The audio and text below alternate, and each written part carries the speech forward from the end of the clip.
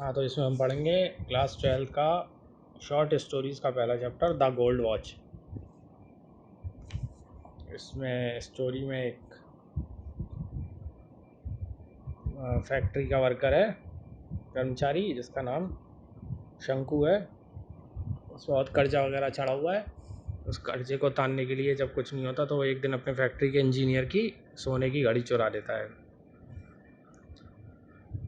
लेकिन वो उसे चुरा तो लेता है, फिर उसके मन में जो भाव चलते रहते हैं, ये कहानी वही सब दिखाती है इस तरीके से कि एक आदमी चोर नहीं होता, लेकिन किसी वजह से उसने की थी तो वो चैन से रह भी नहीं पाता। चलिए चैप्टर शुरू करते हैं। Paragraph 1। As on many previous nights, पिछली रातों की तरह, Shanku could not get any sleep that night, Shanku को उस रात भी बिल्कुल नींद नहीं आई। He turn and toss in his bed, वह अपने बिस्तर में इधर से उधर घूमता रहा या करवट बदलता रहा। But it was no use, लेकिन उससे कोई मदद नहीं मिली या उसका कोई फ़ायदा नहीं था। द मोर ही थॉट, जितना वो सोचता, द वर्स ही फेल्ट, उतना ही बुरा महसूस करता। He closed his eyes and lay on his stone mat in the darkness, उसने अपनी आंखें बंद कर लीं और अपनी फटी हुई चद्दर पे अंधेरे में लेट गया।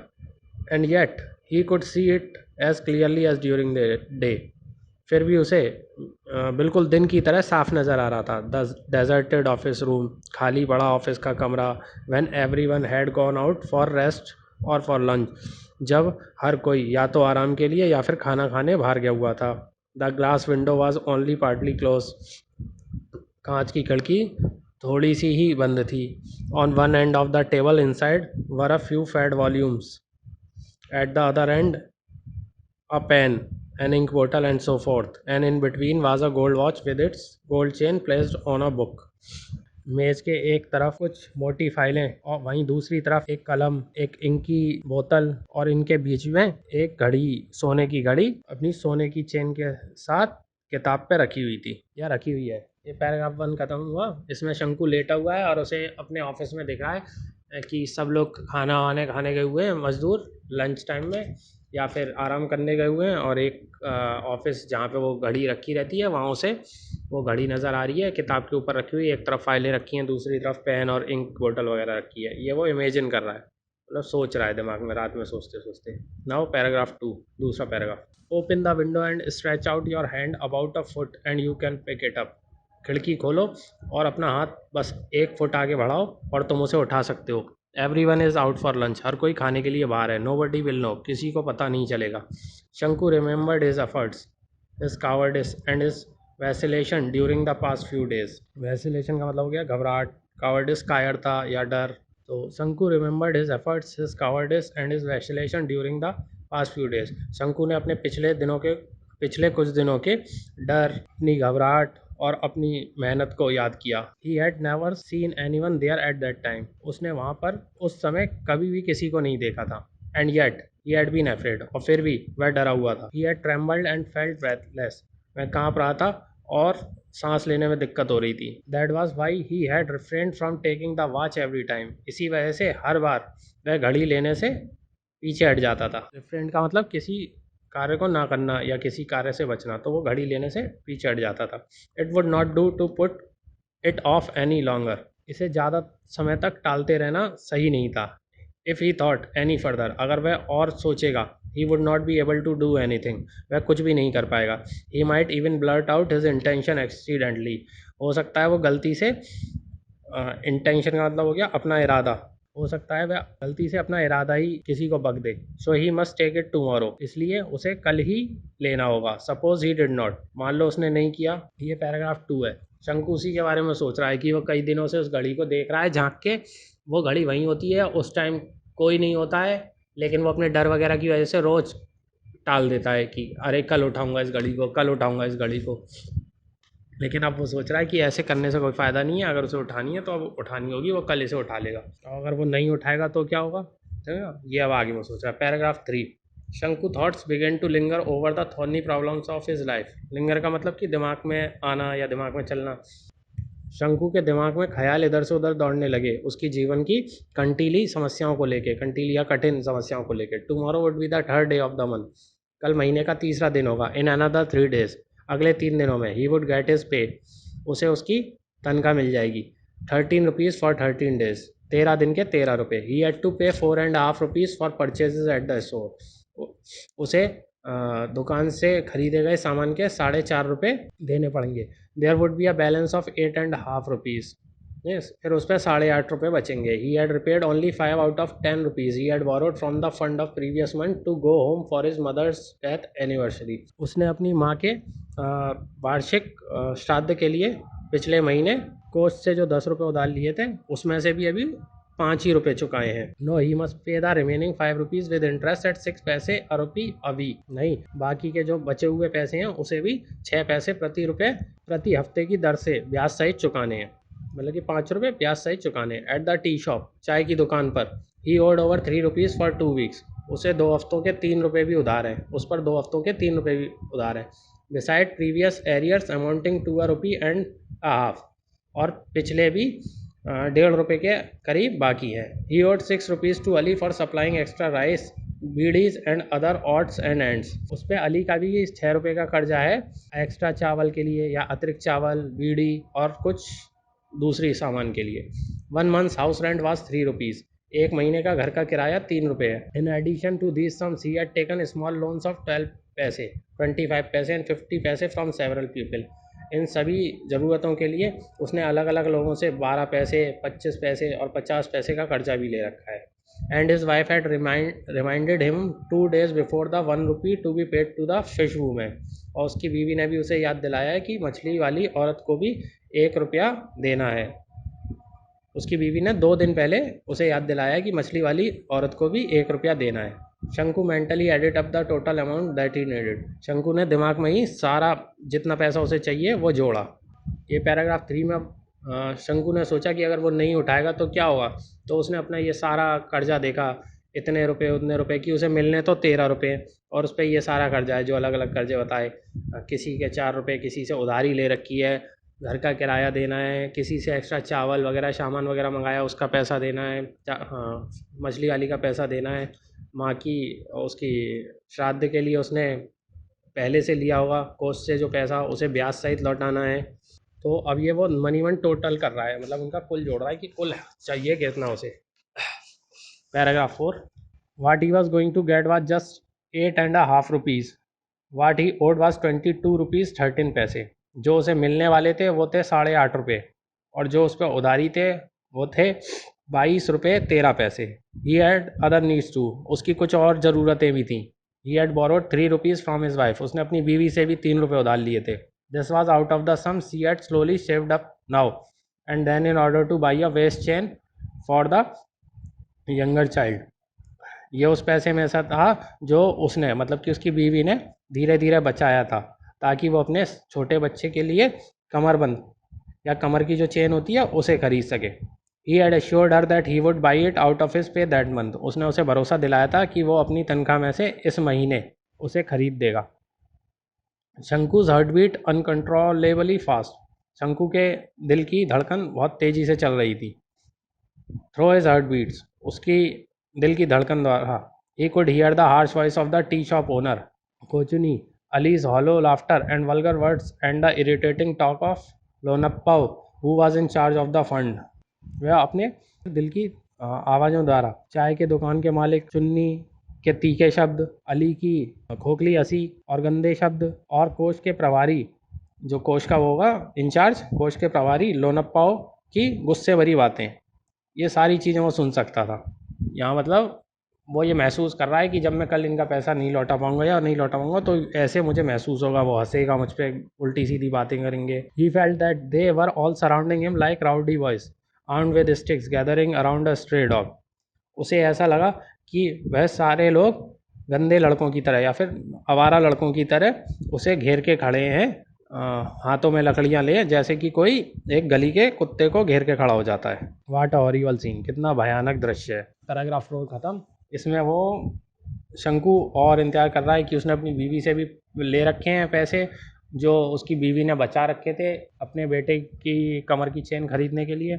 उसने कहा था कि इस महीने में इंतजाम करके उसे चेन भी दिलवा दूंगा, वादा किया था। अब उसे मिलने हैं 8.5 रुपये और उस पर सीधा सीधा कर्जा है 22 रुपये 13 पैसे का। ये पहले से ही कम है और बीवी के भी लौटाने हैं और थोड़े और भी खर्चे हैं घर के, वो भी निपटाने होंगे। तो अब वो दिमाग में ही सोच रहा है कि अगर उसने ये सब नहीं लौटाया तो उसका अली और चाय वाला, उसका नाम कोचुन्नी है, और जो वो उसका कोच का इंचार्ज है, वो सब उसे गाली देंगे, हंसेंगे उस पर, ठीक है ना। तो उसे बहुत गंदा सा महसूस हो रहा है कि कल कैसा होगा।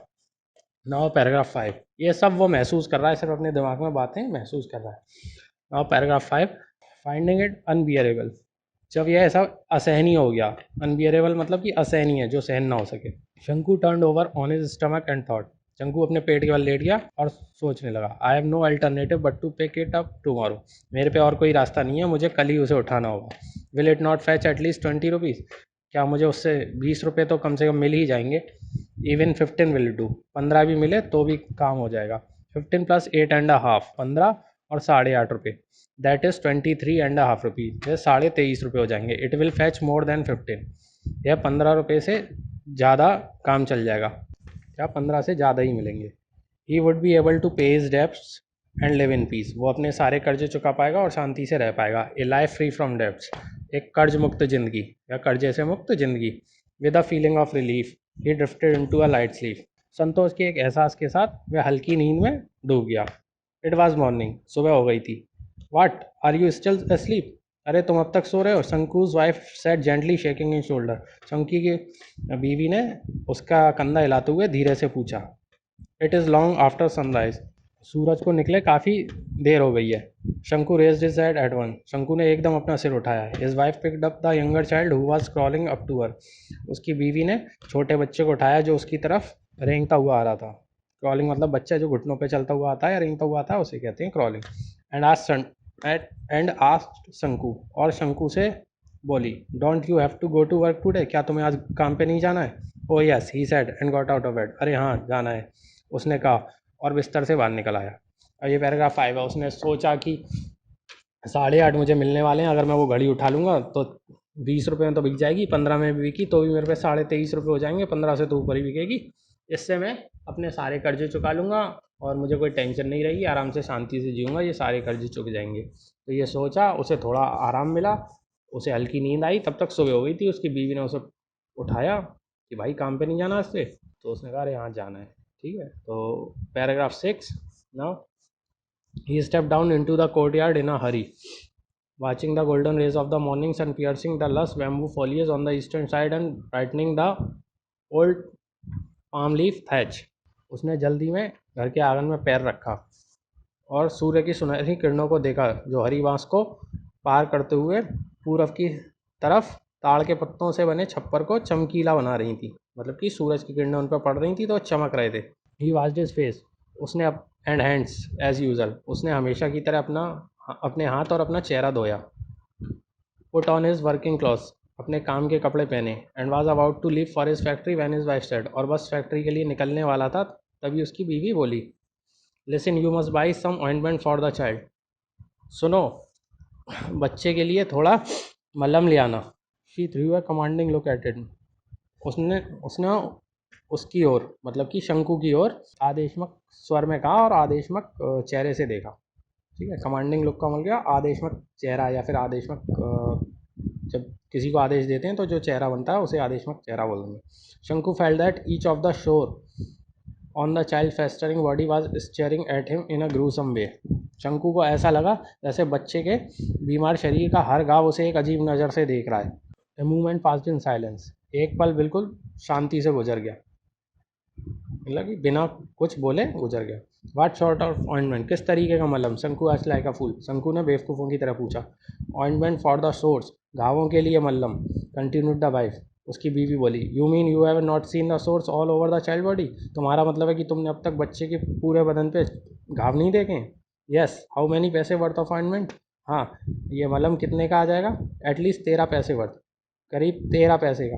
We must apply it for 3 days at least, हम उसे कम से कम 3 दिन लगाना होगा। हम, हाँ।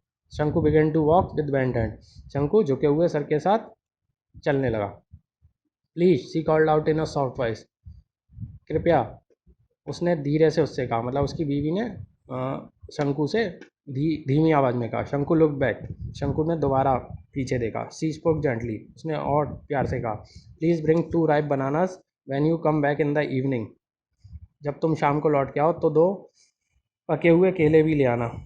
The baby starts crying at night. बच्चा रात को रोने लगता है। And I have no milk to give him. और मेरे पास कोई दूध नहीं होता उसे देने के लिए। अब ये छठवें पैराग्राफ में क्या है, वो जैसे ही अपने आंगन में उतरा, धूप वूप देखी कि धूप पड़ रही है, पास में छप्पर चमक रहा है, तब तक मुंह हाथ धो के निकल रहा था। तो उसकी बीवी ने बता दिया उसे, पहले था कि बच्चे के लिए दवा ले आना, lotion.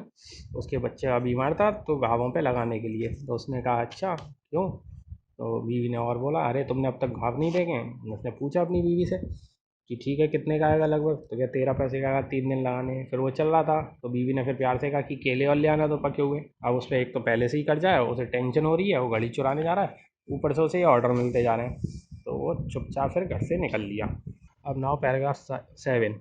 She stood there pulling up her blouse with her left hand. वह वहीं पर खड़ी रही और अपने बाएं हाथ से अपना ब्लाउज को ऊपर की ओर खींचा। देन शंकु नोटिस हर बैली बल्जिंग आउट। शंकु ने उसके पेट पे फूलापन देखा। Was yet another burden on the way? शंकु was stunned. शंकु चौंक गया कि क्या एक और बोझ आने वाला है। He cursed himself. उसने खुद को कोसा। And with a deep sigh, और एक गहरी सांस के साथ, he resumed his walk to the factory. उसने अपनी फैक्ट्री की तरफ चलना चालू किया। Listen, do not forget. सुनो, भूल मत जाना। The wife reminded him. उसकी बीवी ने उसे याद दिलाया। शंकु nodded his head and walked on. शंकु ने अपना सिर हाँ में हिलाया और आगे चला गया। ये था पैराग्राफ 7। इसमें क्या है, उसने अपनी बीवी की ओर ध्यान दिया तो वो शायद प्रेग्नेंट थी। तो वो टेंशन में आ गया कि पहले से ही घर नहीं चला पा रहा हूँ मैं, एक और बच्चा आ गया तो ये मेरे लिए तो बोझ की बात हो जाएगी। तो खुद को उसने थोड़ा कोसा कि हो क्या रहा है मेरे साथ इस तरीके से। और उसकी बीवी ने उसे दोबारा याद दिलाया कि देखो कुछ भी भूलना मत। बोला ठीक है और चला गया। मतलब यहाँ तक सब इस पूरी इसमें स्टोरी में शंकु की परेशानियाँ दिखा रहे हैं, मानसिक और फाइनेंशियल, यानी कि जो भी हैं उसके घर की हालत वो सारे। पैराग्राफ 8 चालू। At 1 o'clock the bell rang for the interval. 1 बजे इंटरवल की घंटी बजी। Every one rushed in haste to home, hotels और टी शॉप्स फॉर लंच। हर कोई जल्दी जल्दी घरों की ओर, होटलों की ओर या चाय की दुकान की तरफ खाना खाने के लिए चल पड़ा। शंकु was the only one who did not go anywhere. शंकु ही अकेला था जो कहीं नहीं गया। He stood leaning against a pillar in a corner on the west side of the office. वो दफ्तर के पश्चिमी हिस्से के एक खंबे के साथ खड़ा रहा। His heart was clouded and bursting with impatience. उसका दिल उदास था और अधीरता से फटा जा रहा था। इम्पेशेंस मतलब अधीरता या फिर इंतजार न होना, इस तरीके से, ठीक है ना। A few moments passed. The engineer, a short fat Englishman with cat like eyed who look like a marble statue, got out of the room. A few moment passed, कुछ समय बीत गया।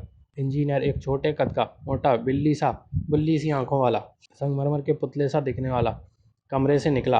क्लोज द डोर, दरवाज़ा बंद किया। And left, और चला गया। As usual there was no watch on his wrist. हमेशा की तरह उसके हाथ पे कोई घड़ी नहीं थी। Shanku's heart felt cool with relief. Shanku का दिल शांत हो गया, या शंकु के दिल ने शांति से ठंडक महसूस की। अ फ्यू मोर मोमेंट्स पास, कुछ और समय बीता। शंकु लुक्ड ऑल अराउंड। शंकु ने चारों ओर देखा। There was nobody inside. कोई भी उसकी नज़रों में नहीं था, यानी वहाँ दूर दूर तक कोई नहीं था। ये पैराग्राफ 8 का था। इसमें क्या हुआ है, 1 बजे फैक्ट्री की वो हुआ इंटरवल, सब लोग इधर उधर खाना वगैरह खाने चले गए। कोई घर चला गया, कोई होटल पे गया, कोई चाय की जल्दी जल्दी खाया। और शंकु था एक पिलर के पीछे खड़ा रहा साइड में।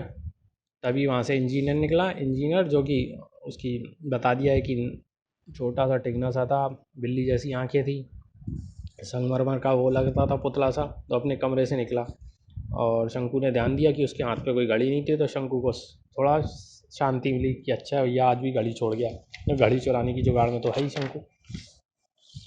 अब paragraph 9। He walk towards the office. यह शंकु की बात हो रही है। वो ऑफिस की तरफ बढ़ा या दफ्तर की तरफ बढ़ा। The glass window as usual was only partially closed. कांच की खिड़की हमेशा की तरह थोड़ी सी ही बनती। The gold watch was on the table.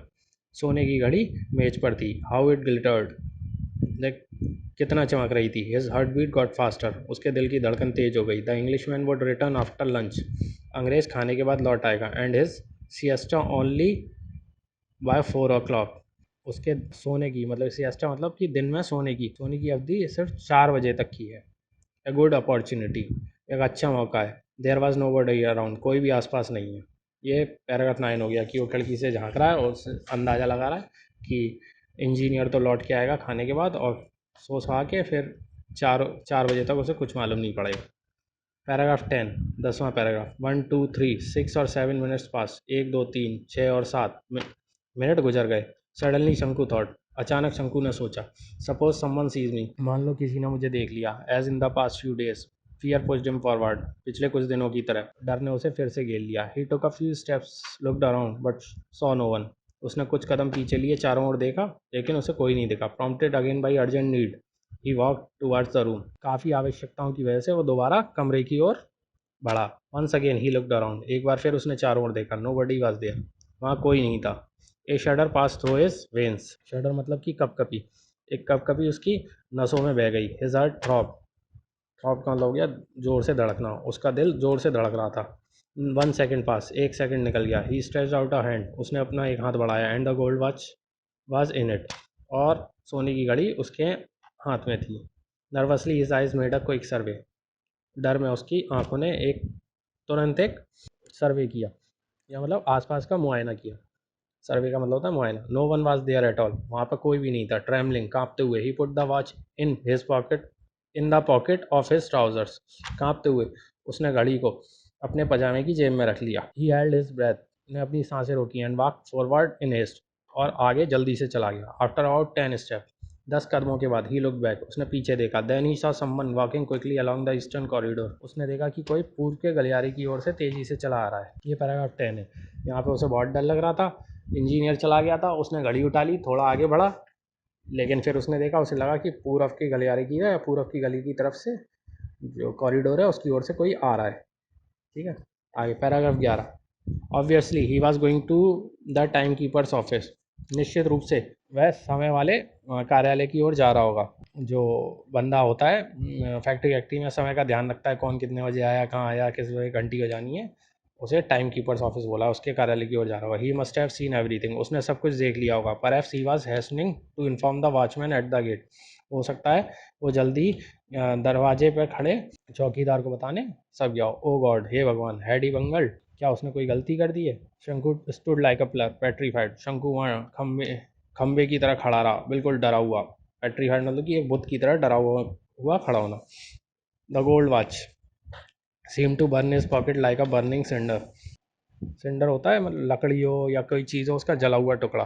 The gold watch seem to burn his pocket like a burning cinder, वह सोने की घड़ी एक जले हुए लकड़ी के टुकड़े की तरह उसकी जेब को जला रही थी। It sent sparks along his nerves, वह उसकी नसों में एक चिंगारी भेज रही थी। The whole world seem to be spinning around him in a blazing fire, पूरा संसार उसके आंखों की आगे आग में घूमता हुआ नजर आ रहा था। Flames arose from every particle of sand, रेत के हर कण से लपटें उठ रही थी। No shade of coolness anywhere, everything was on fire, burning burning, कहीं भी कोई ठंडक नहीं थी, हर चीज़ जल रही थी और बस जली जा रही थी।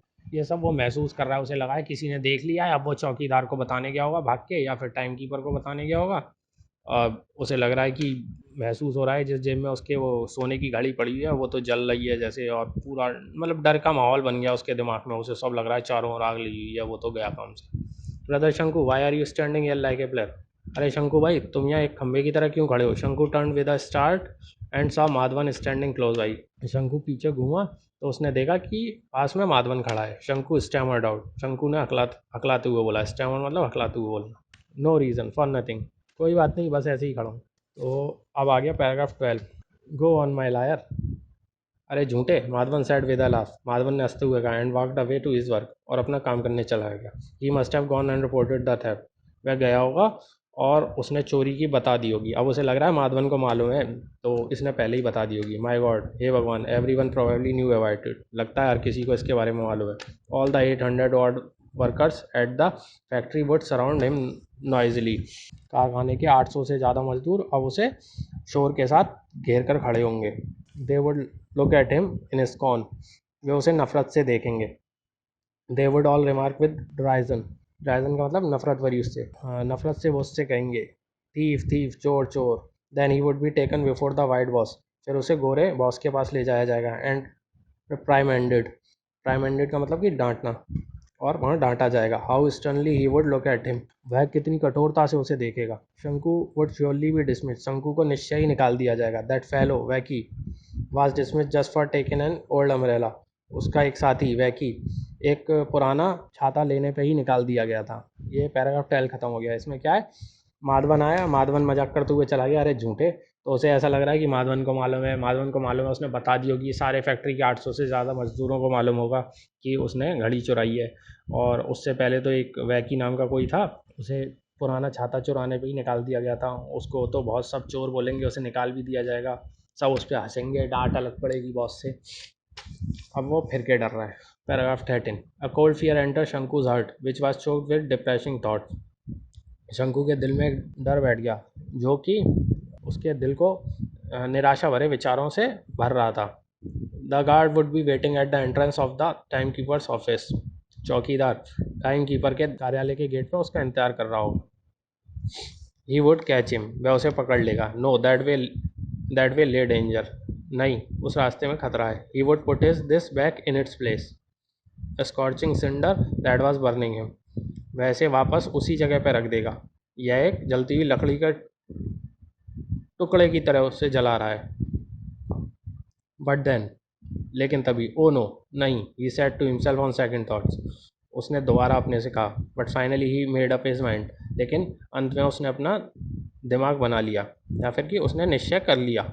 He was at the office room, वह कार्यालय के कमरे पे था। The window still remained half open, खिड़की अभी भी आधी खुली हुई थी। शंकु लुक्ड अराउंड, शंकु ने चारों ओर देखा। No one was there, one no on one at all, कोई भी वहाँ नहीं था, कोई भी।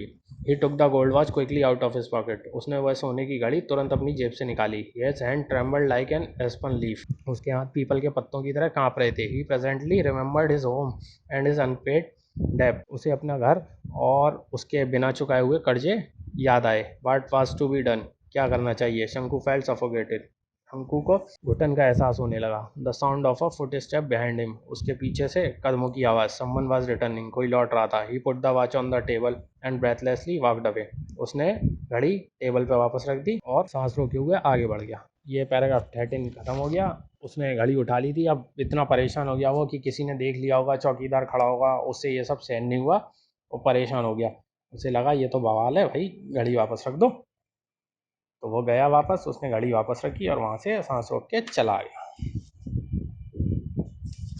ये कहानी हो गई ख़त्म। कहानी में क्या है कि चोरी करना किसी मजबूरी में भी इतना आसान काम नहीं है। एक साफ मन का आदमी ऐसे काम नहीं कर पाता है। उसका मन साफ था, उसकी कुछ मजबूरियाँ थी, उसने कोशिश की, लेकिन डर और वो की वजह से उसने वापस रख दिया। वो अपने ही दिमाग में अंदाजे लगाता रहा कि मैं पकड़ा जाऊँगा, किसी ने देख लिया होगा, ठीक है ना, और कोई देख लेगा तो कितनी बेइज्जती होगी। ठीक, तो ये चैप्टर यहाँ ख़त्म हो गया। Thank you.